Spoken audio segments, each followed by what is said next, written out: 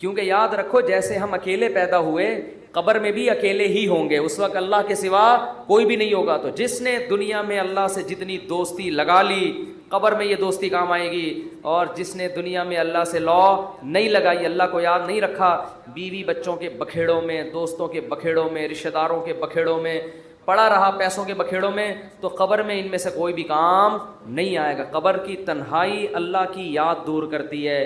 قرآن کی تلاوت، ذکر، اذکار، یہ قبر کی میں روشنی کا ذریعہ بنے گی. اور اگر اللہ سے دل میں وحشت ہے، نہ مانگنے کی عادت ڈالی، یہاں مانگو گے تو وہاں بھی قبول ہوگی. اور نبی صلی اللہ علیہ وسلم نے فرمایا کہ تنگی کی حالت ہو یا خوشی کی حالت ہو، دونوں حالتوں میں اللہ سے مانگنا ہے. پریشانیوں میں اللہ سب کو یاد آتا ہے، خوشیوں میں اللہ یاد آنا مشکل. جب پریشانی ہوتی ہے ابھی تو ہندو بھی اللہ سے دعائیں مانگ رہے ہیں. کرونا پھیلا ہوا ہے، وہ بھی آ کے مسلمانوں سے کہہ رہے ہیں اللہ سے مانگو بھائی. ہماری دادی اللہ مغفرت فرمائے بتایا کرتی تھی، اور بھی میں نے یہاں ایک بزرگ تھے ان سے بھی سنا، کہ جب ہندوستان میں قحط پڑتا تھا تو ہندو مسلمانوں سے آ کے کہتے تھے اللہ سے دعا مانگو یہ قحط دور ہو جائے. تو جب سخت مصیبت آتی ہے، میں نے ایک دفعہ جہاز میں سفر کر رہا تھا، تو کراچی سے ہم پتہ نہیں اسلام آباد یا لاہور، تو کیا ہوا ہے جہاز میں اکثر لبرل قسم کے لوگ بیٹھے ہوتے ہیں، اکثر، زیادہ تر نہیں، اکثر جو اللہ کو ذرا کم ہی یاد کرتے ہیں، ذرا ماڈرن قسم کے لوگ ہوتے ہیں نا. جہاز میں پیسہ ہوتا ہے تو ورنہ وہ ٹرین سے، نیک آدمی ہوتا تو ٹرین سے جا رہا ہوتا نا، یا بس سے جا رہا ہوتا بیچارہ، چھت پہ بیٹھ کے جا رہا ہوتا. پیسہ آتا ہے تو دین اکثر چلا جاتا. تو اکثر جہاز میں دیکھا ہے لبرل، ایئرپورٹ پہ ہی اسٹائل پتہ چل جاتا ہے. تو ہم جا رہے ہیں، ہمیں کراچی سے جہاز چلا ہے، راستے میں کہیں موسم خراب، تو ہلکے پھلکے 2-3 جھٹکے آئے جہاز کو. میں نے تو لیپ ٹاپ نکالا، وصیت کو اپڈیٹ کر دیا نا. تو میرے پاس ہر وقت وصیت نامہ رہتا ہے، کوئی بھی ایسی بات ہے بھائی لکھ دو. اپڈیٹ کیا یا کرنے کا ارادہ کیا، ابھی پوری بات مجھے یاد نہیں ہے، لیکن میں اکثر ایسا کر دیتا ہوں کہ جب کوئی ایسا خطرہ ہوتا ہے فون پہ بتا دیتا ہوں. جہاز میں تو فون کر نہیں سکتے. ایک دفعہ ہم مکہ سے مدینہ جا رہے تھے، عربی ڈرائیور تھا، اس نے جو بھگائی ہے گاڑی، ٹیکسی لی تھی کرائے پر، تو میں نے گھر باقاعدہ فون کر کے 2-3 وصیت نامے اسی وقت لکھوائے. میں نے کہا مجھے یقین نہیں ہے کہ میں مدینہ پہنچ پاؤں گا. اس نے نمبر پلیٹ پہ کالا کپڑا لگا دیا تاکہ کیمرے میں، اور وہ جو بھگائی ہے اس نے، اور وہ جو راستے میں روکنے کے لیے آ رہی ہوتی ہیں ان کو بھی اڑاتا ہوا نکل گیا. وہ جب نمبر ہی ٹریس نہیں ہو رہا اس کا، تو ایسے بھی ہوتا ہے بعض دفعہ. تو جہاز میں پہلا جھٹکا آیا، کوئی بھی اللہ کو یاد، 2-3 دفعہ ٹھش پش کر کے وہ نکل گئی. آگے گئے ہیں تھوڑا اور، پھر اور او بھائی، پھر جو جہاز نے ہچکولے کھانا شروع کیے ہیں، اب طبیعتیں خراب ہونا، وہ جو اوپر سے چیزیں گرنا شروع ہو گئی نا. مجھے جنید جمشید یاد آیا. میں نے کہا اللہ بچا لے تو زیادہ خوشی ہوگی، بچ جائیں تو، باقی تیرے ہاتھ میں. مانگنی تو اللہ سے عافیت چاہیے نا، اللہ زندگی دیتے، ہم تو محتاج ہیں نا. اللہ کے سامنے فنٹر گیری چھینی، اللہ تیری مرضی، مارنا ہے مار دے، میں موت سے تھوڑی ڈرتا ہوں. یہ بھی بعض لوگ کر رہے ہوتے، میں موت سے ڈرتا ورتا نہیں ہوں. یہ نہیں اللہ کو پسند ہے. اللہ پیسہ دینا ہے دے، نہیں دینا نہیں دے. ہمارے نبی کے گھر میں 40 دن چولہا نہیں جلتا تھا، میرے گھر میں اگر 80 دن نہ جلے تو کیا ہو گیا. اللہ کو تو محتاج ہی پسند ہے بھائی، گڑ گڑاؤ، مانگو اس سے. تو میں نے بھی دعا مانگی، اللہ اس مصیبت سے ہمیں نجات دے دے. لیکن ویسے ایک آپ کو بات بتاؤں، جہاز کی موت ہوتی بہت آسان ہے، اس میں زیادہ ٹینشن لینے کی ضرورت نہیں ہے. کیونکہ ٹرین سے آدمی ٹکراتا ہے نا، پتہ نہیں کون سی کدھر سے جا کے کٹے، کون سا سر پچ کے. بس میں جائے ٹانگ پھنس گئی کھڑکی میں، بہت بھیانک موت ہے. جہاز میں ایسی موت ہوتی، میں نے تو جہازوں کے انجینئروں سے بھی دوستی ہے، پائلٹوں سے بھی، وہ کہتے ہیں جہاز میں آپ بیٹھے ہوئے ہیں، فوراً پہنچ گئے دوسرے جہان میں. وہ جو تھوڑی میں تھوڑا ہل رہا ہے اس کا تو خطرہ ہوتا ہے کہ یہ ہو کیا رہا ہے ہمارے ساتھ، لیکن جب ٹکراتا ہے نا، اللہ نہ کرے، تو یا جیسے ہی اس کی سپیڈ کم ہوئی یا کسی سے ٹکرایا تو ہماری کھوپڑی ہمارے تن سے فوراً سے پہلے جیسے سر قلم کر دیا کسی کا، تو ایک دم مر جاتا ہے. اس لیے زیادہ ٹینشن نہ لیا کریں. تو اب وہ جب ہلنا شروع ہوا تو شروع میں تو لوگ انجوائے کر رہے ہیں بھائی، کوئی اخبار پڑھ رہا ہے، کوئی کیا کر رہا ہے، کوئی ویڈیو گیم کھیل رہا ہے، کوئی فلم دیکھ رہا ہے، جو بھی موبائل پہ لگے ہوئے ہیں. جب زیادہ ہلنا شروع ہوا ہے نا تو اللہ اللہ کی آوازیں آنا شروع. میں نے کہا اب دیکھو یہ انسان کتنا نالائق. اللہ نے اتنے جھٹکے دیے، اب بول اللہ نہیں، ابھی تک نہیں. اخبار، پب جی، یہ سب چیزیں چل رہی ہیں. وہ جب چیزیں گرنا، وہ ایئر ہوسٹس وہ جو پانی وانی لے کر آتی ہے نا، وہ بھی دھڑام سے ادھر کو نیچے، جب اتنی حالت ہوئی ہے وہ ایئر ہوسٹس بولی ایکچولی کچھ بھی نہیں، کچھ بھی نہیں، کچھ بھی نہیں. لوگوں کو پتا ہے کہ ان کو تو یہ سکھا کے بھیجا جاتا ہے کہ کچھ بھی ہو جائے آپ نے بولنا ہے کہ کچھ نہیں ہوا، کیونکہ ان کو تو تنخواہ اس چیز کی مل رہی ہے نا. کیونکہ اب اگر کچھ ہو یا نہ ہو، آپ کے چیخنے سے ہونے والا کچھ بھی نہیں ہے. تو یہ جہاز کے عملے کو سکھایا جاتا ہے کہ چاہے تباہ بھی ہو جائے نا، کچھ بھی ہو جائے، آپ نے یہی بولنا ہے کہ ٹینشن لینے کا نہیں ہے. وہ 50-50 کی طرح بالکل، کہ وہ کمنٹری کر رہا ہے سلیم اللہ بہت اچھا کھیل رہا ہے، بہت اچھا کھیل رہا ہے. لوگ کہہ رہے ہیں میں یہ کہاں کھیل رہا ہے ہاکی میں، کہہ رہے ہیں بہت، میں تو یہ بولوں گا یہ بہت اچھا کھیل رہا ہے. جو آڈینس بیٹھے ہوئے تھے تماشائی، انہوں نے کہا ہم جا رہے ہیں، اس نے کہا جہنم میں جاؤ تم لوگ، لیکن یہ بہت اچھا کھیل رہا ہے.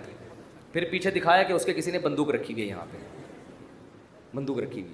تو ایئر ہوسٹس نے تو یہی بولنا ہے کہ نارمل ہے، کچھ بھی نہیں. اس کو ٹریننگ دی جاتی ہے اس کی، کیونکہ اگر لوگ چیخیں گے چلائیں گے تو پہلے ہی جہاز تباہ ہونے کا خطرہ ہے نا، پائلٹ پہ کو ٹینشن دیں گے لے جا کے. تو اب کیا ہے کہ جی وہ جب 2 گھنٹے میں زیادہ ہی ہو گیا، اب چیزیں گرنا شروع ہو گئیں، تو پھر سب کو اللہ یاد آنا شروع، پھر لا الہ الا اللہ، پھر لا الہ، ختم نبوت کا عقیدہ زندہ. کوئی بھروسہ نہیں تھا، تحفظ ختم نبوت کے نعرے لگنا شروع ہو جاتا. مجھے بڑی عبرت ہوئی، میں نے کہا دیکھو انسان کتنا کمزور ہے، 2 منٹ لگتے ہیں اس کی ہوا نکلنے میں. فنٹر گیری ختم ہونے میں کتنے؟ 2 منٹ لگتے. ورنہ کیسے 3 پیس سوٹ ٹائی میں ایسا فنٹر بن کے بیٹھا ہے. تھوڑی دیر پہلے کوئی مولوی اس کو آ کے بولتا ہے کبھی اللہ کا نام بھی لے لیا کرے گا، دفعہ یہاں سے، تم لوگ کو اللہ اللہ کے علاوہ کچھ آتا ہی نہیں ہے. گورا دیکھو کہاں پہنچ گیا، چاند پہ، چاند سے بس تھوڑا سا نیچے سے وہ چھلانگے لگا رہا ہے، ٹھیک ہے نا. اور تم کیا اللہ اللہ صبح تسبیح پڑھا کرو، شام کو لا الہ الا اللہ پڑھا کرو، کیا تم لوگوں نے. تو بھائی جب ایک چپت پڑتی ہے تو اچھوں کو بھی اللہ یاد آتا ہے. تو بہتر ہے کہ خوشی کی حالت میں اللہ کو یاد رکھو. تو بس تو خوشی میں اللہ کو یاد رکھو گے. حدیث میں آتا ہے کہ غم میں اللہ تمہیں یاد رکھے گا. 2-3 کام بتا دوں بس، رمضان کے بعد پابندی سے کرنے ہیں. ایک، ہمیشہ دعاؤں کا معمول، کبھی بھی دعا چھوڑنی نہیں، ٹھیک ہے. دوسرا کام، دل لگے نہ لگے یہ اپنے اختیار میں نہیں ہے. لوگ کہتے ہیں دل نہیں لگ رہا، ابے بھائی تو مانگ لے، اس کی برکتیں آپ دیکھو گے انشاءاللہ. دوسرا کام، تلاوت کا ناغہ نہ ہو بھائی. جتنی خواتین بیان سن رہی ہیں، مرد بھی، روزانہ پابندی کے ساتھ قرآن کھولنا. ایک دفعہ یہ جو ایک دفعہ بند ہوتا ہے پھر رمضان میں جا کے نکلتا ہے، یہ قرآن کے ساتھ بے انصاف. کبھی کبھار جو حافظ ہیں ان کو تو اللہ نے بڑی سہولت دی ہے، 15 منٹ پڑھ لو، آدھا گھنٹہ پڑھ لو، تھوڑا پڑھ لو لیکن پابندی کے ساتھ. کوشش کریں گے کہ نہیں کریں گے گھروں میں بھی. اور تیسرا کام، تسبیحات. اللہ کا نام ہے نا اس میں. دیکھو لا الہ الا اللہ اس وقت نکلا نا جب جہاز ہچکولے کھانے لگا، تو ابھی کوئی بھی ہچکولے نہیں کھا رہا، ابھی نہ کوئی اللہ الحمدللہ کچھ بھی نہیں ہو رہا. تو ابھی لا الہ الا اللہ صبح 100 دفعہ، شام کو 100 دفعہ. تیسرا کلمہ پڑھ لیا، سبحان اللہ والحمد للہ ولا الہ الا اللہ واللہ اکبر. یہ تیسرا کلمہ اللہ کو اتنا محبوب ہے. حدیث میں آتا ہے سورج جن چیزوں پہ طلوع ہوتا ہے، جتنی چیزیں ہیں ان سے زیادہ محبوب اللہ کو یہ کلمہ ہے. تو صبح 100 دفعہ تسبیح ہاتھ میں رکھنے سے فائدہ یہ ہوتا ہے کہ یاد رہتا ہے انسان. آج کل تو بڑی خوبصورت تسبیحات آ رہی ہیں، بڑی ٹیکنیک، ان کو دیکھ کے انسان کا تسبیح پڑھنے کا دل چاہتا ہے. اور اس میں دھوکے بھی ہوتے ہیں. میں نے منگوایا تھا انٹرنیٹ پہ نا، تو ڈبہ آ گیا تھا اس میں تسبیح نہیں تھی. یہ بھی ہو رہا ہے، خالی ڈبہ. تو انٹرنیٹ پہ بڑے دھوکے ہوتے ہیں. تو 100 دفعہ صبح تیسرا کلمہ، تیسرا نہیں تو چوتھا کلمہ بھی ٹھیک ہے، لا الہ الا اللہ وحدہ لا شریک لہ لہ الملک ولہ الحمد وہو علی کل شیء قدیر. نبی صلی اللہ علیہ وسلم نے فرمایا، یہ میرا آج آخری بیان ہے، اس کے بعد اب رمضان میں بیان نہیں ہوگا، یہ ذہن میں رکھیں، یہ اعتکاف والے بھی دماغ میں رکھ لیں، ٹھیک ہے نا. تو اس لیے میں ذرا بیان آج میں نے بہت لمبا کر دیا تاکہ کچھ تو عمل تو ہونا کچھ اس پر. لا الہ الا اللہ وحدہ لا شریک لہ لہ الملک ولہ الحمد وہو علی کل شیء قدیر. ابھی کوئی جہاز ہچکولے نہیں کھا رہا ہے. 100 دفعہ صبح یہ پڑھ لو، 100 دفعہ شام کو یہ پڑھ لو، بیٹھ کے پڑھ لو، چلتے پھرتے پڑھ لو. یہ کلمہ اللہ کو اتنا محبوب کہ آپ صلی اللہ علیہ وسلم نے فرمایا جس نے 100 دفعہ یہ کلمہ صبح پڑھا اس سے زیادہ نیکیاں کوئی شخص اپنے اعمال میں جمع نہیں کر سکتا سارا دن، سوائے اس کے جو اس سے بھی زیادہ مرتبہ پڑھے. تو بہت یہ اللہ کو محبوب کلام، کتنا پیارا. لا الہ الا اللہ، اللہ کے سوا کوئی عبادت کے لائق نہیں ہے. وحدہ تنہا ہے، لا شریک لہ، اس کے ساتھ کوئی شریک نہیں ہے، لہ الملک، اسی کی بادشاہی، وَلَهُ الْحَمْدُ، وہی قابل تعریف، وَهُوَ عَلَىٰ كُلِّ شَيْءٍ قدیر۔ اور یحیی و یمیت بھی درمیان میں لگا سکتے ہیں، اور وہ ہر چیز پر قدرت رکھتا ہے۔ یحیی و یمیت، وہی موت دیتا ہے، وہی حیات۔ اللہ کو یہ کلمات اتنے محبوب کیوں ہیں؟ آپ کہیں گے اس میں کون سا ایسا قربانی ہے؟ اصل میں دنیا میں ہر چیز کا تذکرہ کیا جا رہا ہے جس سے انسان کا مفاد۔ اگر لوگ کسی ذات کو سب سے زیادہ بھولیں تو کس کو؟ اللہ کو۔ جو چیز مارکیٹ میں شارٹ ہوتی ہے اس کی ویلیو بڑھتی ہے۔ اللہ کو پتہ ہے کہ دنیا میں امریکہ کا نام لینے والے بہت، پیسہ کا نام لینے والے بہت، عزت شہرت کے بھوکے بہت، اللہ کا نام لینے والے مارکیٹ میں شارٹ۔ اور اگر اللہ کا نام لے بھی رہے ہیں تو اپنے فائدے کے لیے۔ آپ نے صرف اللہ کو راضی کرنے کے لیے ان تسبیحات کی پابندی کرنی۔ حدیث میں آتا ہے، بخاری کی حدیث ہے، کلیمتان خفیفتان علی اللسان ثقیلتان فی المیزان حبیبتان الی الرحمن۔ کیا خوبصورت کلام ہے۔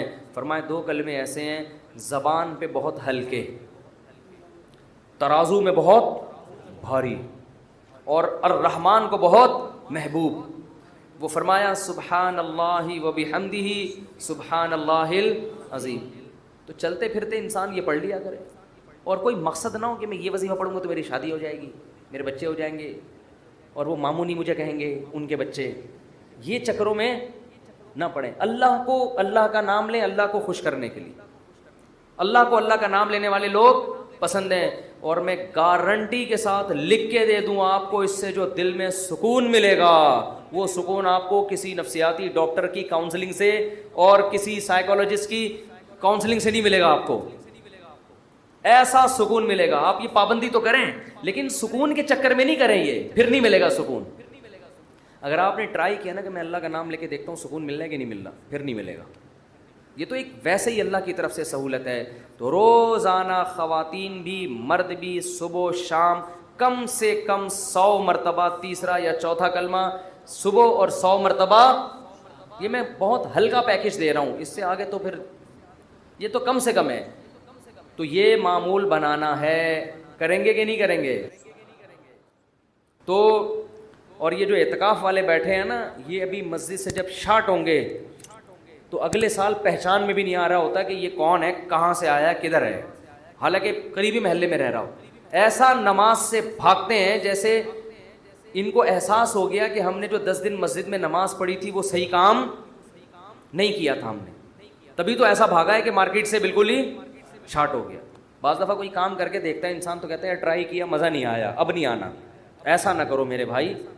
آپ کو 10 دن اللہ نے مسجد میں بٹھایا، آپ نے تکبیر اولیٰ سے نماز پڑھی، تراویح پڑھی، تو اب آپ کو اس کم از کم نماز ہی کو کنٹرول کر لو پورے سال۔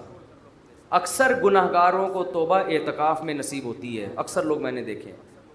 تو آپ اس توبہ پر قائم رہیں، مسجد سے تعلق بولو بھائی برقرار رکھیں، اور قرآن کی روزانہ تلاوت کا معمول ہو، اور ذکر کا معمول، دعا کا معمول، یہ 3 معمول گھروں میں پابندی سے بنانے، مردوں نے بھی اور خواتین کے جو ایام ہوتے ہیں جن میں وہ مینسز سے ہوتی ہیں، اس میں صرف تلاوت نہیں کر سکتی، وہ دعا بھی مانگ سکتی ہیں اور